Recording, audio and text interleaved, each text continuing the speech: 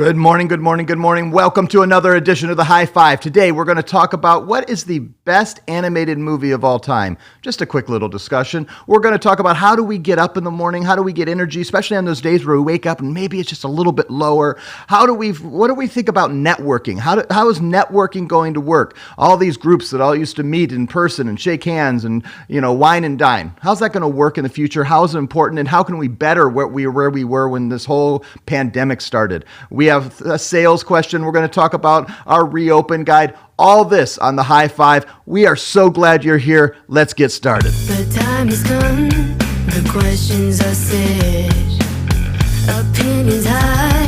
Discussions are led. Show about nothing and everything. It's all the same. We've got sports, entertainment, sales, and marketing. Time for the High Five. We've got it all covered. It's time for the High Five. We've got it all covered. Yeah. The High Five. That's right, everybody. It is time for the High Five. Welcome for Tuesday, May 12th. We are 12 days into May. What a wonderful way to do that. And I couldn't imagine spending just a little time with anyone else other than these two gentlemen who are now somewhere on the screen here. Where are they? There they are. All right, gentlemen.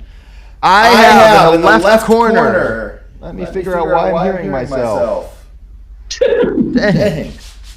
All right. So I'm just going to mess with it. I'm going to take the headphones off for a second. I have in the upper left-hand corner the man, the myth, the legend, the one who runs things in Warsaw, Indiana, makes sure that everything's happening, and is personally supporting every restaurant in Warsaw, Indiana. Mr. Brian Linke, how are you? I'm great, Nate. Good morning to you. Beautiful day here in Warsaw. Sun's out, freezing cold, but getting ready to hit it hard and want to see some deals today. So Danny and I talked this morning, and I think there's a positive energy going on here.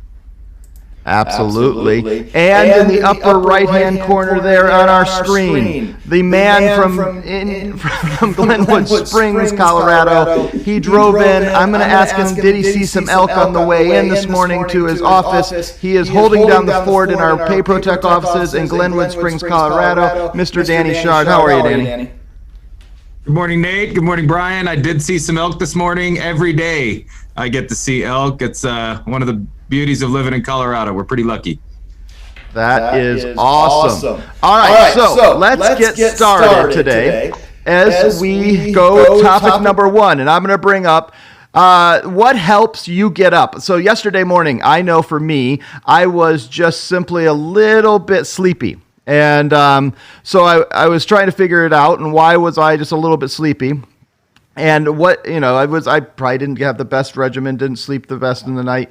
And so over the night, there's certain things I do when I wake up and I feel a little groggy. And I was interested, when you're a little bit down, having a little bit rougher day, what are some things you can do and add to your morning to get you focused, get you motivated, get you driven? What are the things you guys do to get going like that?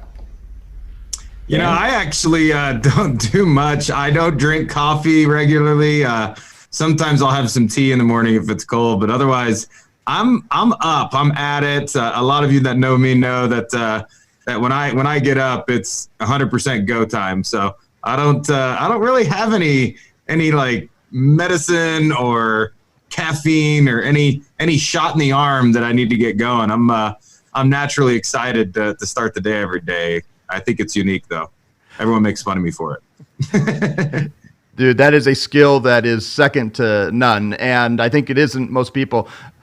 For me, I wake up some mornings, it's just hard to get out of. It's not hard to get out of bed. It's just, there's just that moment, and for me, one of the things I've started doing, I've been trying this for the month of May, I'm 12 days in, is doing some yoga. I have a yoga mat, and I spend about 10 minutes just meditating and doing some yoga, stretching, getting the blood flowing. How about you, Brian Linke? What do you do to get going?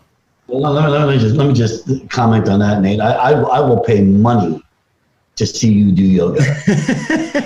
Let me just say, it's going to have to be a big dime. Big dime. We'll check those tours, the Nate Manahan Yoga Fund. Okay, so but you know what? What's crazy is that Danny and I have something in common here because I'm a morning guy too, and people find it strange, but I like it's kind of like my time, right? Because nobody else is up, and so I've always been a morning guy, and I know Danny is because I've actually gotten up in Vegas and walked through the casino at about 4:00 in the morning, and there's the big guy sitting at the blackjack table. I'm like, okay, but no, and you know, as you get older, and I've tried to keep myself in halfway decent shape, but as you get older, there are just things that happen to your body that have there's no explanation for them. So I've got a kind of a mental thing in my mind that if I don't get up and actually do something physical, then my day will not be fulfilled. So I try to get up and do something in the morning, physical. See, and that's kind of the yoga thing, and you're not going to probably get if the price is high enough, you may get a still shot. And no, I don't wear yoga pants, but I think for me, and this is one of the things I've learned about morning people. And I read a book called When by Daniel Pink. I think it was 2018 when it came out. And it just talked about how biologically how different of us are wired. And what I've realized is I am what's called an owl, and I wake up around 10 o'clock. I get a burst of energy, and I can get a lot done between 10 and 2. But that also means that it's harder to get up in the morning. And so there's I have to kind of watch the rhythms, make sure I'm getting 6 to 8 hours of sleep, and then making sure that I can manage the schedule. And sometimes that means that I have to get up at 6 a.m. because other people are up. But a lot of times I can, forward shift my schedule and make sure it's making sure it's practical as possible. I think for most people, it's making sure that you have a rhythm and a schedule. And like Brian said, just doing something when you get up. For a while there, I was taking a walk. And during winter, I kind of got out of that because let's be honest, taking a walk in 15 degree, 25 degree weather is not all that interesting to me. Though it would definitely wake me up, but I prefer to be warmer than that. So I think it's like, how do you get going? How do you move it? I think, well, that also then takes us to our other things, because we know that there are people that watch a lot of animated movies to get up. No, that's not true. Bad transition. Absolutely didn't work. But number 2, I just had I have a list, I think, of probably 60 or 70 things. And one of them I was just like looking for something quick. I was interested from these guys. What is the best animated movie they have ever seen? And why is that it? Brian Linke. Go for it, Brian. I guess the answer for me, and I haven't seen all that many anime. I guess I have when my kids were little. We watched on VHS right in the van. But if I'm if you're going to ask me to pick one, I'm probably have to. It's either Lion King or Space Jam, one of the two. So I'll go ahead and pick. I'll go ahead and pick Space Jam. Space Jam. That's brilliant right there, because certainly ties into our Last Dance conversations, because how epic was that? I never knew that he literally had a whole basketball court set up in a tent, and it was some of the best basketball Reggie Miller said they'd ever seen when filming Space Jam in 1995. How awesome was that with Michael Jordan? I loved it. Yep. All right. I don't even know if Space Jam counts. It's like half animated, half not. I guess. It's a big Lion King then. Okay, what do you mean? I thought this was an open forum. You can answer however you want. There is no wrong answer, Brian Linke. And thank you. Nate. Absolutely. But there are answers that will be ridiculed. He's always picking on me. I have to go Lion King. You kind of stole mine. So the original Lion King or the new one? Because both are technically animated, even though this new one's live action. It's absolutely the old Lion King. The new one, I've seen it, and I need my animated movies to actually look animated, not too real. The new one is really good, but it's just too real for me. That's all right. So Lion King, Space Jam, I was just intrigued by this. For me, it's any of the Pixar films, but my favorite Pixar film that still gets me, and it's really that opening sequence, is the movie Up, and just the emotion that can be driven from. Good movie. and just like I remember the first time I took my I just had 2 kids at the time, and I took them to a movie theater actually in Toledo, Ohio, where my sister was living at the time, and I remember going to it, and I remember being like, why in the world am I crying in an opening sequence of an animated movie? And that just drew that, it just drew that emotion as you're sitting there. So those are our top movies. I'm interested. Just a little something different there. All right, number 3. We have a lot of interesting things that are happening in the world, and one of them is that the networking groups that people were involved with, or how they would provide and meet new vendors and new opportunities.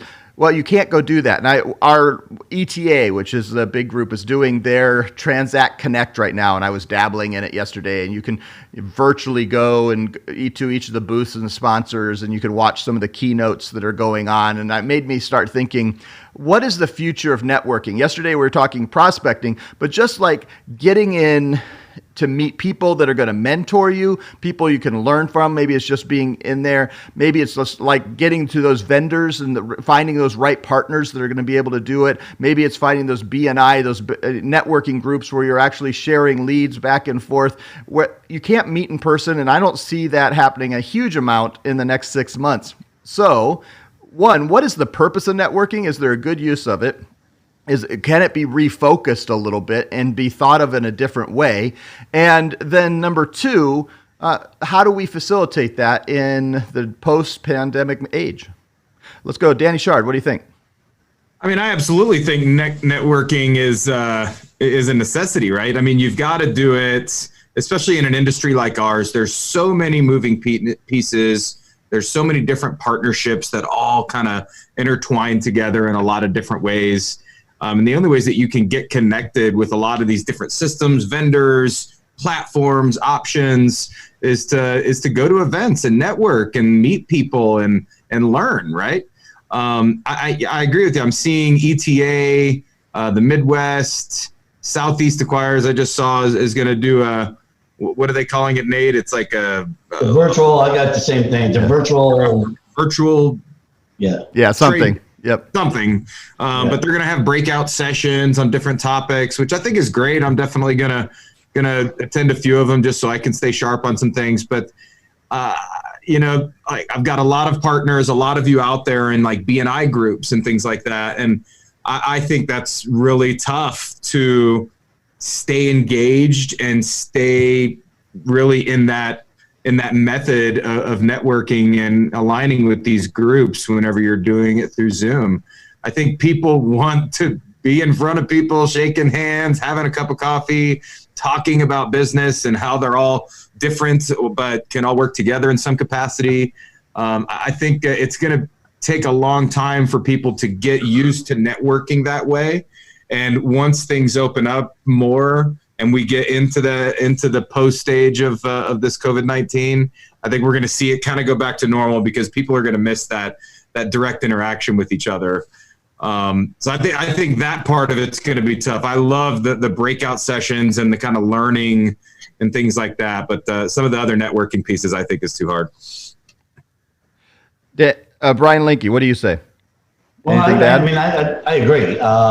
I think the only thing that you have to be wary of a little bit, and I've never had a whole lot of success with the network, like going to chamber of commerce meetings, and I don't think there's anything wrong with it, and anything I think is good, right? I mean, I think you just have to be wary of the time commitment that you're putting in, because there's only so many hours in the day. And I just think you have to, one of my things, I've always been a believer in, doing things like, again, in today's day with this COVID thing, it's a little bit of a different thing, but, going to the same liquor store, over and over and over and over again and getting to know that owner and buying a 6-pack of beer, 3 or 4 times a week. And then, becoming friends with the guy who knows another guy, who knows another guy. It's the same thing with eating in a restaurant. You keep going back to the same thing, getting to know the owner who knows another guy, who knows another guy, who knows another guy. And there's all kinds of different businesses that you can do that with. So again, that's the old school way, but it definitely works. And but again, I don't think there's any bad thing that you can do. I just think you have to just be just be aware of what the time commitment is, and because we all want to get out there and sell, not just sit around and talk to the people that are our peers. That's, I don't know if that's a good answer or a bad answer. That's a perfect answer. No, I agree. And what I was going to add to it was, I think this time where we can't just go show up at events helps us take a step back and become more strategic. So one of the guys that I was listening to yesterday, he was, which made me think and add this topic in today, was he was saying, hey, instead of, if you're not going to go to the group and just shake hands with 25 people and share your business card, find 5 people that you have a 1 to 2 degree connection in that you're interested in. Just reach out and say, hey, I'm just trying to network and learn some things from people and do is more one-on-one. Jump on a FaceTime call, jump on just a regular call, jump on Zoom, however you want to do it and facilitate that and try to spread your network. That's the idea of what LinkedIn's supposed to do. I don't know that it always works like that, but part of that is I don't navigate it and groom it the way I probably should in order to do that. But what I can do is say, hey, today I want to meet a plumber. I am just a couple degrees. I don't personally actually know anyone who's a plumber other than the plumber that's helped me out in the past. But I know that I'm 1 or 2 degrees away from someone who knows a plumber. I'm going to reach out and just say, hey, I want to ask you a few questions and get to learn from how your business is working and change that networking mode and try to become extremely strategic. Like Brian would say, don't waste your time just going, because people just go to these sessions and they are a year later and they've been going to these networking groups every week and they're like, what did I get out of it other than a lot of handshakes and some really cool looking business cards? Now, I think there are some that you can be very strategic in going to the groups. You can be very strategic going to the conferences. And in this time where we're focused to be virtual, it's like this ad that I got pushed to me the other day. And I was like, oh, come on, give me a break. But it was for some dating site app. And it said 70% of online daters are willing to do a virtual date. Well, in my head, I started thinking, I think probably it's true 70% of online networkers are willing to do a virtual networking event where it's more one-on-one and more focused and strategic. And it's not just, hey, here are the 4 things I'm going to ask you, and then they can ask you whatever they want, and just getting to know people. It may be something interesting and something I'm actually going to reach out and try. And try to say, hey, how do we bridge that gap? And how do we build that next wave of network? All right, let's go on to number 4 today. The PayPro Tech Reopen Guide Part 2. Each day this week and probably a little bit into next week, we're kind of talking about a reopen guide. Yesterday, we talked about sanitizing the payments equipment that's out there. Today, we're going to talk about how do we do social distancing and brainstorm some ideas in small retail, small hospitality, small restaurants, where it's a little more difficult to do that. And then what are some tips and tricks we can think of? I know here in Indiana, just yesterday, things started, there was 50% capacity at some restaurants that are within like 10 minutes of me. If I go to the next county over, the county I live in, we have another week before the restaurants open at that capacity. I know in other states, places have been doing that. What are some things you're seeing, hearing, or ideas you've had how to create social distancing in some of these SMBs that we have such a great opportunity to serve? I'm gonna let Danny go first because I'm not sure if I know what the answer is. I mean, again, this is all. I mean, it's new to everybody. I mean, but Dan, what do you say? I think there's a lot that SMBs can take from some of the larger retail restaurant merchants that a lot of you have still been able to go to during this time, right?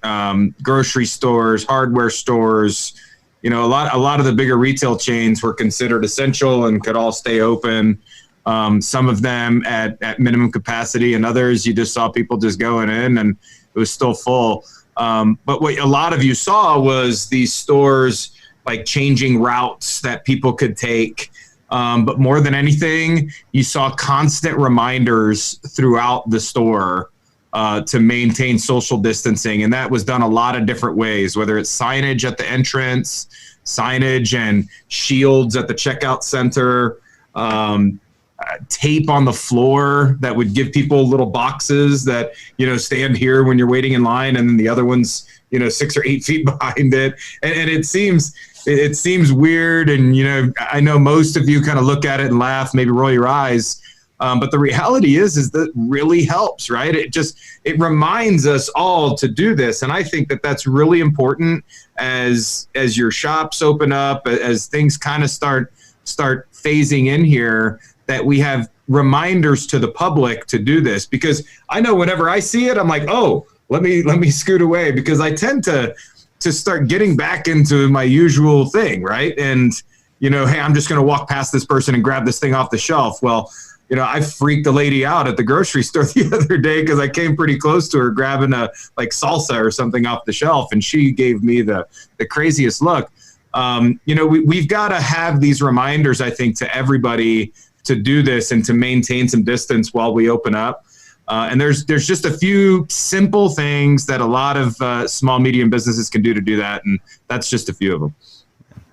I think what I was thinking is one of the things is making sure you increase the space. So even if you're maybe a 500, 700 square foot store, but if you're putting a huge amount of inventory out in the front of the house, if you have a back of the house that you can keep stuff in and just keep one, so maybe you have 15 different sizes and you're a clothing store, but you can just put one sample out, lessen the amount of display items that you have out. You can then go get them as people have, because you're going to have to help people be safe. Because we've already seen one of the things you're seeing in some of these first opening states is you're seeing little miniature spikes. It's not adding to the whole curve, but any place where people get and take advantage of the opportunity to be out, and they forget, okay, yes, we do need to do it. So, hey, we're in the, we saw this already with some churches where they got together, they didn't sit far enough apart, there was somebody came, had the coronavirus and started spreading it, and suddenly 40% of the population that was there, and these are micro churches at this point, so they're usually like churches of 50 or 60, and they thought, oh, we're going to be just fine.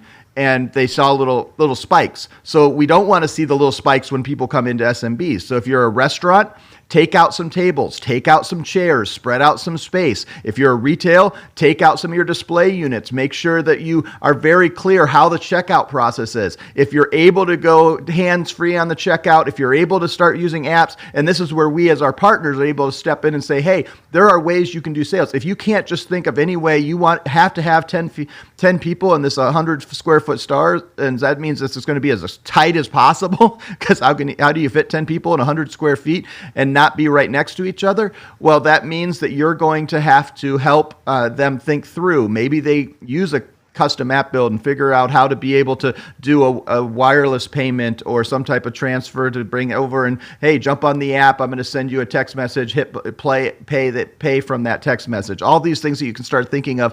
But I also think you've got to make sure the hand sanitizer's there, make sure your employees are wearing masks, and then create that space as much as possible, just like the big stores. And I love that, Danny. Watch what the big ones are doing, because they fortunately or unfortunately, do have teams of 10, 100 people figuring out how to do this and how to create the best practices, and then steal their ideas and then make them even a little bit yours and say, how can we creatively even make this a fun experience for people? Hey, yes, now this going back to the idea of the general store where you have one item, you ask it, I'll go back and get it for you and bring it to you. I'm going to set it on this table here, then I'm going to walk away and you can come over and get it. There's things that we can think of to create that social distancing for the time while we need to do this, because we want to see these numbers go down. We don't want to see any spikes, and we don't want SMBs to be the reason because we did it, because doggone it, we've got an opportunity to recreate our business, reopen, and we want this reopen guide to go.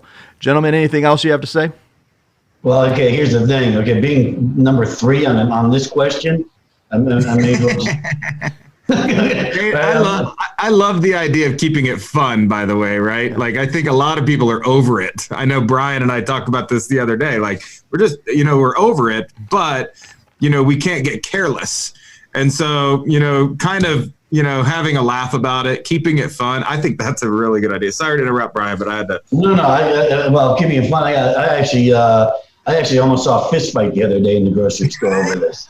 It was awesome. I mean, I just stood there and watched it, and these guys just took it to the next level. And because I think what happened was the guy stepped over the tape on the floor. And it's like, hey, dude, relax. But I think that just to end on this, because you guys have touched on every single thing, but just common sense, right? I mean, that's really all it is. And I mean, we just have to, we never used to have to think before, right? When you leave to go into the, wings, et cetera, you never really had to think before. Now, you just have to think a little bit about like what you're doing and how to go about it, and just use your common sense.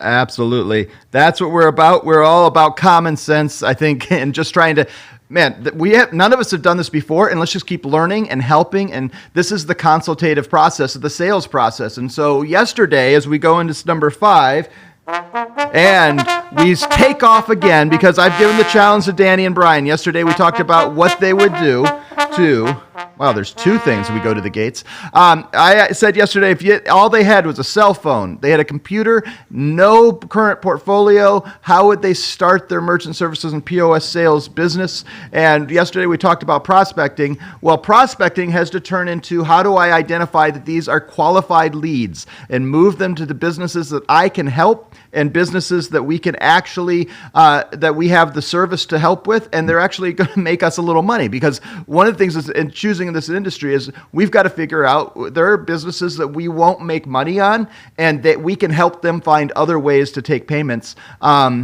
And not through us, because it's unfortunately just not worth our time. But we have to figure out, are these qualified leads? Are they able to do business? We can give them help and meet a need they have. And then can they actually then meet a need I have to make just a little bit of profit? And that's how the world works. Brian, Danny, let's go. Let's let Mr. Linky go first. How do you judge and start identifying if a merchant is a good qualified lead, something that you can help them with, something, and that they're going to be a good business for you? Ask open-ended questions. Okay. Yep. That's the simple answer, in my opinion, is ask open-ended questions. So when you're talking to somebody, rather than asking them a question that requires a yes or a no answer, if you can get people to talk about their business, you can find out a little bit more about their business. You'll have some idea, I guess, when you walk in. Like, for example, like if you walk into the barber shop here that charges $9 a haircut. Everybody mostly pays cash. Obviously, they're probably not the prospect that you're going to want to go after. But when you're talking to people, when you start asking open-ended questions and getting them to talk.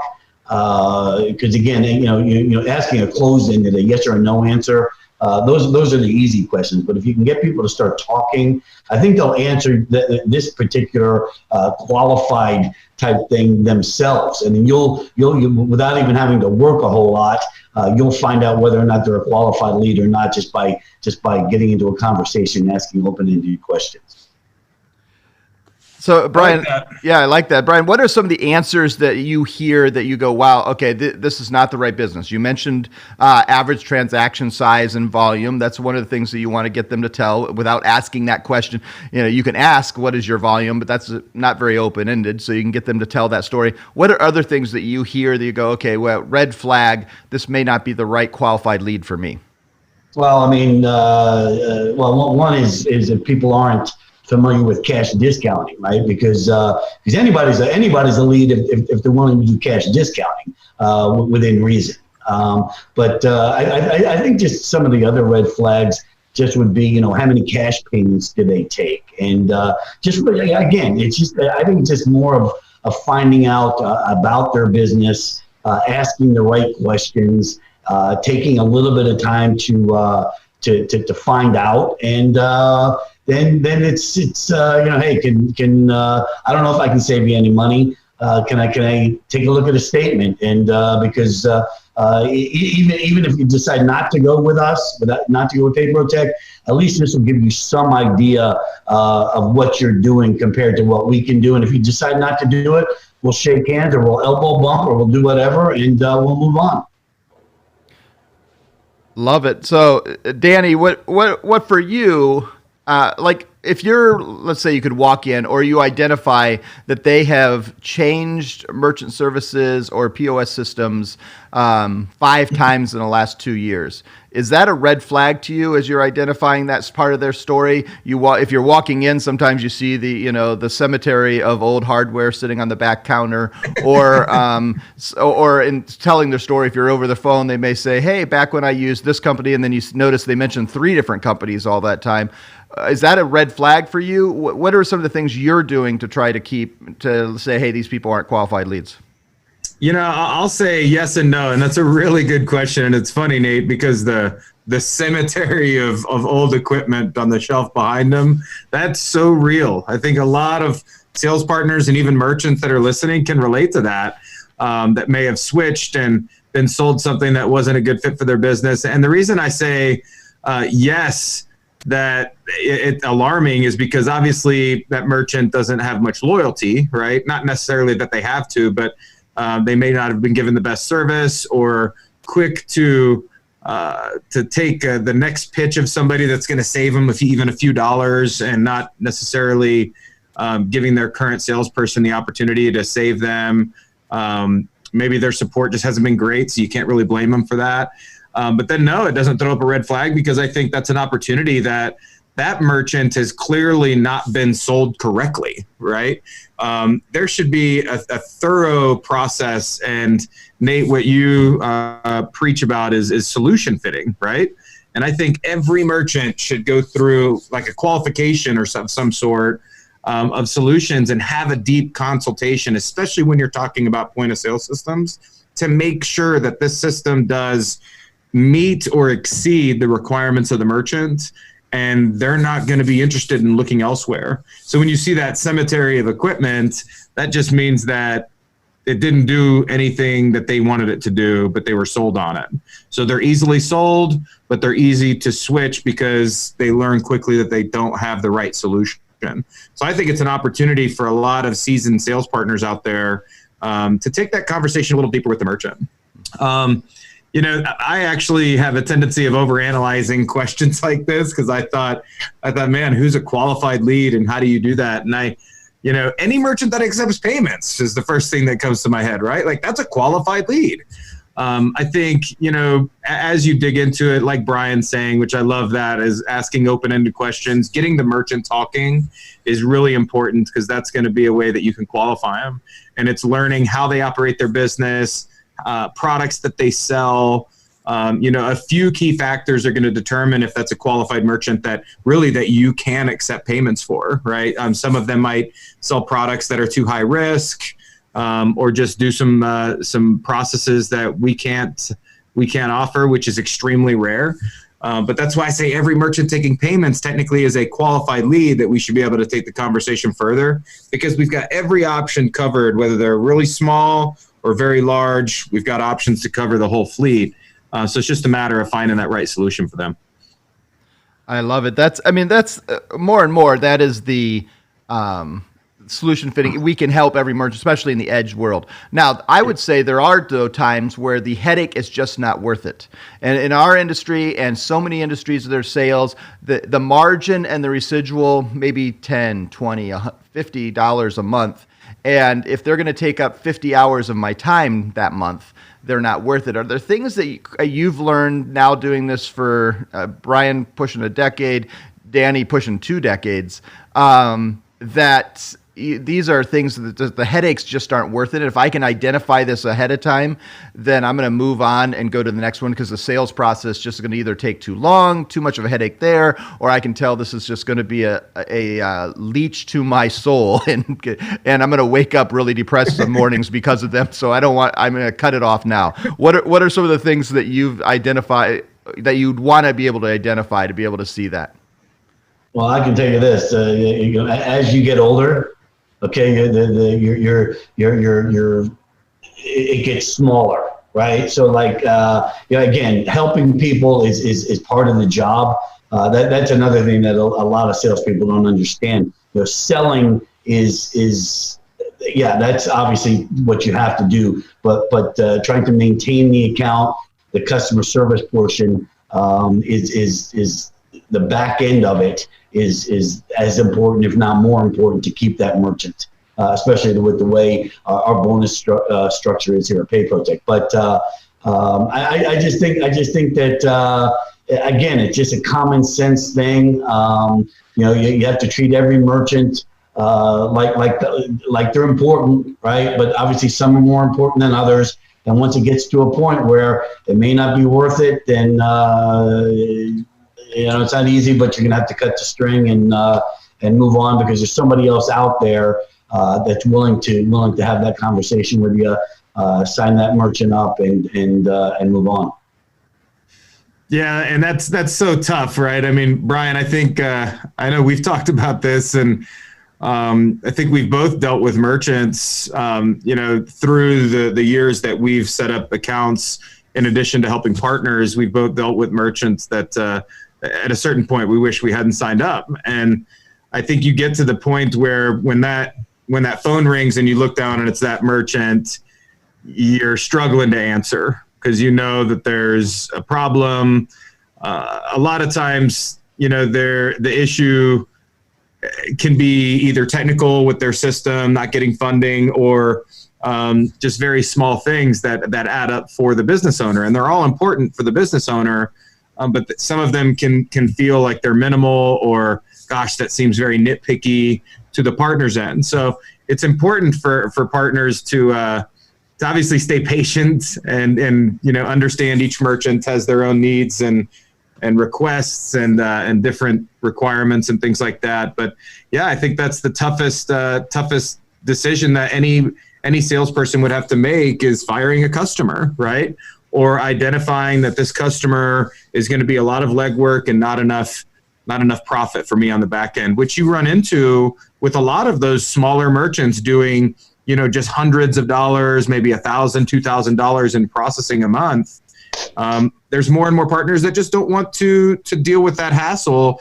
And that's why we've come up with programs like our pay-as-you-go or our flat rate program, because 99 problems that these people have, or 99% of the time that these people have problems, it's in regards to fees, right? The majority of them are just using a basic terminal or even a mobile unit, which is more popular for these smaller merchants.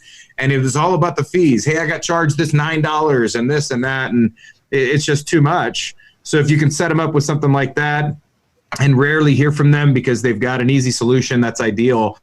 But I'll say that, in my opinion, that's where Square saved all of us from a lot of headaches, right? On some of these really micro, small accounts, that they were just more of a better fit for a solution like that, where we all knew Square lost money, but it was seamless, very low pricing. Square's losing money, and they're dealing with some of the smaller merchants like that. I think that was a huge win for our industry whenever they were taking some of those merchants off some plates. Well, the other thing is too, is it's become a little bit easier to fire a merchant. I guess that's what we're talking about, right? In the world of cash discount. We're just not moving forward with one. Because right. of that. It's just easier to, that little guy who's not making you a whole lot of residual, who's not open to cash discounting. It's a little bit easier today.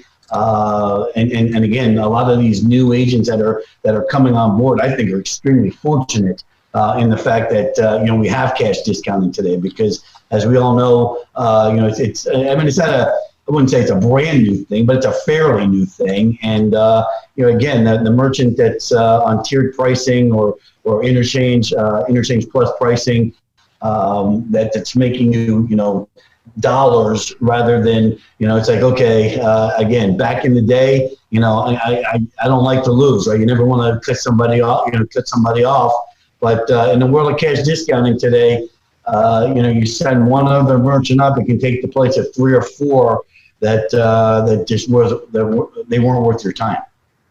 Yeah. Well, and I think for me, one of the things, I was talking to a merchant actually yesterday, that it was a prospective new merchant possibility. And one of the questions I asked them, I wanted an open question, like Brian suggests and teaches, is I said, so tell me, where do you see yourself in the next 6 months now that you're in this current reality? And the first thing they said to me was, I just don't know if we're going to be surviving. And, I may just give up in a couple months. I'm going to make that decision. And so immediately what I said to them was, you know what? Then don't make a change of your payments right now. but I'm here to help any way you can. And when you make that decision that I'm going to go and I'm going to fight for and try to go for the next year, I'm not, I'm your man. I'm here to help you. We'll help you figure this out, and we'll save you money. Look at you, we'll do Nate. it. Look at you, Nate. I like that. But so one of those things for me is like, hey, if they're the microphone and onto the street, that's where you need to be. But I think one of those things are of those that they have to know. You have to know whether they're going to be in business. And if you can kind of, you can't predict it 100%, but there are a lot of times where you just know, these people may not have the fight in it right now. And if you're honest with them and say, look, I think you need to work on these 3 things. When you're done with those 3 things, maybe it's, hey, you need to work on your inventory control because you have boxes, all that you're buying twice as much as you're trying to sell. Or maybe it's that, hey, your menu needs to be fixed before. Work on these things. When you're done with that, let's talk about how we fix your payments. Because right now you're taking payments. I can do it better for you, but you need to fix these things. Then you can kind of judge, are these people in it for the long haul? Because one of the biggest issues in our industry is most small businesses don't make it. This was true before COVID-19. It's even more true now. And it's not that we don't want to help, because I definitely want to help, but I also don't want to go through all the process that it takes to get an account up and running and help them figure out all their paperwork that they need to do and install and all that, and they close a month later, because that just leaves us all hanging in the wind and just trying to figure out, okay, what do we do with this equipment? How do we get it back? Suddenly they have early termination fees if they were some of the POS, if they weren't month to month with us. Was most of the time they're month to month, but maybe they decided to put a POS. We've seen this. Restaurants they buy 3 stations of a point of sale or go into one of our placement programs, and then they're closed a month later. And we're trying to figure out, how do we get into the barred up building to get our equipment back that we gave them for free, or for the expectation that they be with us for 24 months. So if I can identify that ahead of time, I'm going to do all the questions. And I think that's the more conversation you make mental notes, and really I would say even physical notes of things that you want to do. What are things you don't want to have in a merchant? Obviously, you don't want to have a merchant that's going to close. You don't want to have a merchant that is going to cause you and call you more than they should because they're not self-reliant. Like one of the things I like try to figure out with merchants, or really anything I'm doing, is like, are these people that are going to try to fix their own problems sometimes, or is it always just going to be a call with me? And then is that worth it for whatever volume they're going to do? Because sometimes, yes, the answer Brian says as he gets older, yes to every answer. But sometimes it's like, you know what? You're a micro merchant like Danny was going to talk about. I think the best solution for you is to go over to Square. As you grow, then maybe there's some opportunities here for us. Let's be honest and teach and coach. Gentlemen, anything last things to add when we're talking about identifying qualified leads and making sure as we meet people that we transition to making proposals and things like that in the coming days, just making sure that we're talking to the right people? Well, Nate, I think you hit on a really good point. All right, Danny, we'll let Danny go. I think you hit on a really good point that a lot of salespeople need to take is, Nate, I mean, there's a lot of, going out right now anyway, there's a lot of sales tactics that are pushing merchants into certain directions, right? Obviously, cash discounts extremely popular. So trying to push merchants into that direction is a goal for a lot of partners, but I don't think that there's enough listening. And I think you've hit on a really good point there that a lot of people can take note on, is just being real with merchants, right? What are their goals for their business? Asking those types of questions, and that response can drive you. And I'm telling you, merchants are going to appreciate it, and you're going to have that customer eventually if you don't sign them up right now. Yep, absolutely. All right, gentlemen, as we fight through this day where we have all kinds of fun going on, trying to figure out when Zoom gives us a little latency that's a little annoying, it is time for us to kind of finish up the day. As we do, I always give the last words to Brian and to Danny as they look to, encourage us, challenge us, maybe tell us to have a little bit of fun. So, Mr. Brian Linke, what say you today?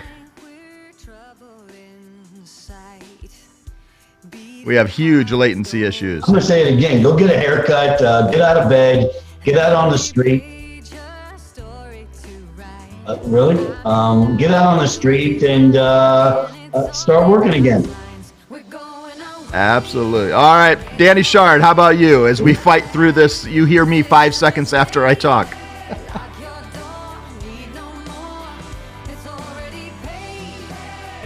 Yeah, we're ending the day on a high note, and good luck to everybody that's getting back out there. Stay safe, and reach out to if you need any help.